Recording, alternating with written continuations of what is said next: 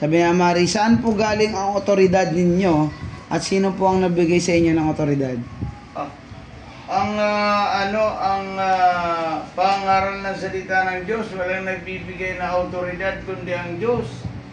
Kasi lahat ng mga tinawag niya para mangaral, narinig ang Diyos na nagsasabi sa kanya na inuutusan siya upang mangaral ng salita ng Diyos. Ako 3 beses kong narinig ang Panginoon na nagtawag sa akin upang mangaral. At dapat din kung ikaw ay tatawagin ng Diyos, kailangan ikaw ay nag-aral talaga, kasi kung hindi ka naman nag-aral, ay paano ka magsasalita? Ako po ay nag-aral sa seminaryo ng 9 na taon straight. At ako ay nag-aral pa rin sa panahon natin ngayon, bukod sa self-study. Mayroon akong pag-aaral na yung tinatawag na international pastor.